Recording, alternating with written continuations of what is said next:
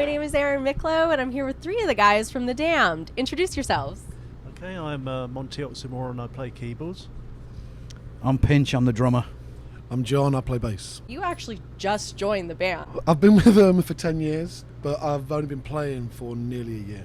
So I saw that you used to be the backline stage manager. Yeah. How did that come about for you to join the band? Came about from the last new record. I recorded all the demos for the last album, played bass on the demos. We wrote a couple of songs, did together for it.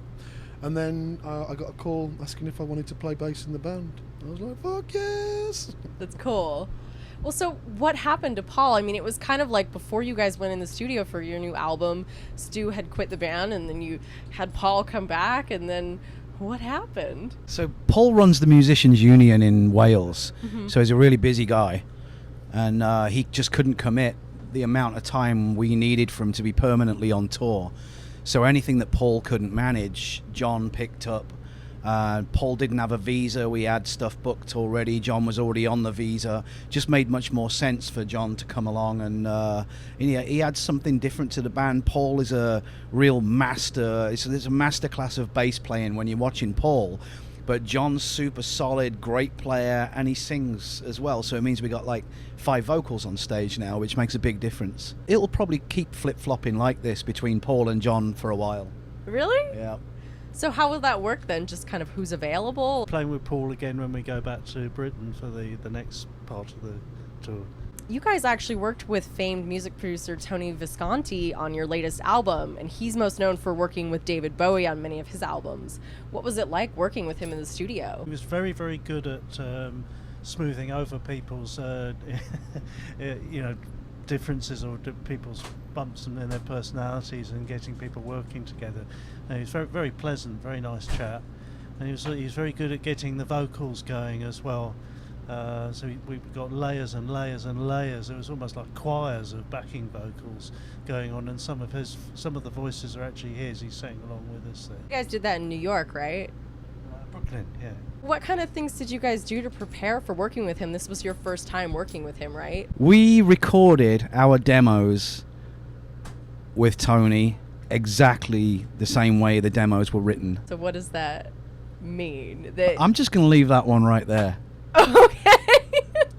He was very good at, like Monty said, making the songs kind of sound triumphant and stuff. He was really more Dave's choice, I think. He was kind of at the top of Dave's bucket list, and when he agreed to do it, they were all excited. Personally, I prefer like much more modern production. Yeah. I really, I want to use the sonic capability that studios and producers have nowadays, but Dave didn't want to make that kind of album, and I don't think Captain did either. Yeah. They definitely wanted a kind of a throwback feel on it, and I think that's ultimately what it ended up like. But I'm just speaking strictly as a drummer who likes extremely loud, kind of raucous, aggressive sounding music.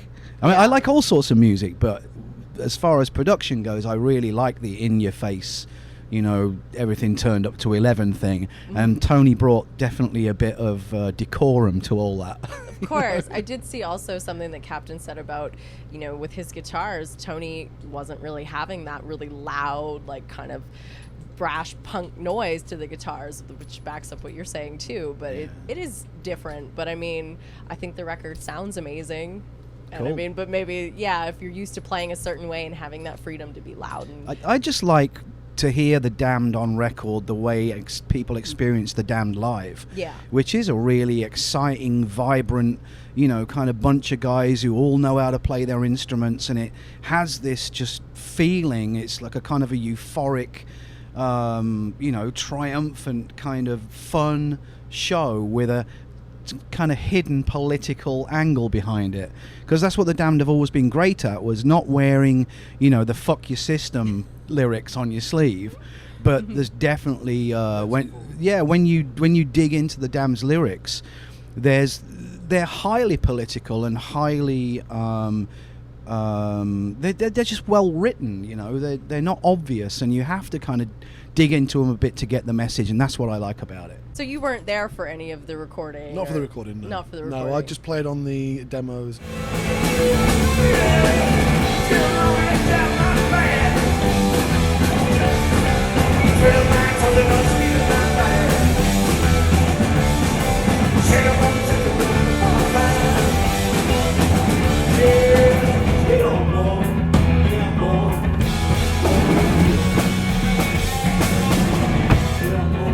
So tonight is the second to last night on your U.S. tour for the new album. Can you share some of your most memorable stories from this run, good and bad? I think the T-shirt that we got made is probably one of those.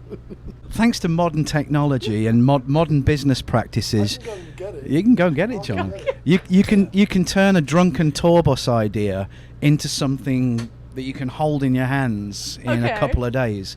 So we had this conversation. It would somehow like Bigfoot and Sasquatch got brought up. How did Bigfoot and Sasquatch get brought up? Can you remember? It was just drunken conversation. It was beer and rum. So Creature that roams the woods. Bigfoot turned into Dickfoot, and you know, of course, every good superhero needs a sidekick. Okay. So his sidekick became SASQUATCH. So thanks to the power of Photoshop and rush order T-shirts, that's what you end up with. He's got two large dicks as feet. Dickfoot.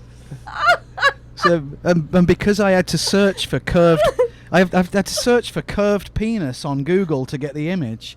That's now in my browsing history. I'm a marked man. We were just laughing at like the footprints you'd find in the snow. Yeah. Yeah, that's pretty funny. Cock and balls in the snow. What kind of creature could have made these cock and balls? Well, so aside from that wonderful T-shirt, is there anything else that really stands out in your mind from this run? I mean, it seems like it's been a lot of really successful shows. Halloween was fun. Halloween was cool. Halloween was great. I mean, it's always great playing Halloween over in the US because, I mean, half the time the audience look better than we do. Everyone makes such an effort. But the problem I had this time was I was absolutely baking. It was so hot. I had this big jacket on, and I couldn't concentrate to play. Whereas last night I was playing really brilliantly.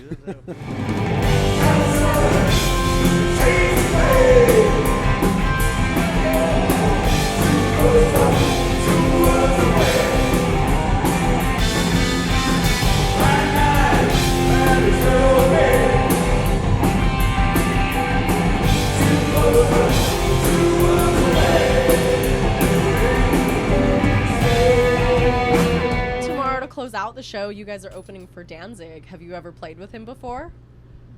Uh-oh. I think he has. Yeah, so we played Fun Fest in Austin Okay. a couple of years ago. And so he headlined the first night, we headlined the second night. And so I went to the show the night before I went, so I was at the Danzig show. And I didn't know the stuff that had been going on behind the scenes until the next day when the promoter basically posted this, you know, list of, hey, I'm going to spill the beans. Ultimately, he went on stage an hour late, and then when the promoter pulled the plug, he tried to incite the crowd to riot, and they were having none of it. I mean, it's a shame, you know. If you're there, people pay good money, and they're really excited because he was playing half Danzig, half Misfits, half early Misfits stuff. Nobody got to see the early Misfits stuff.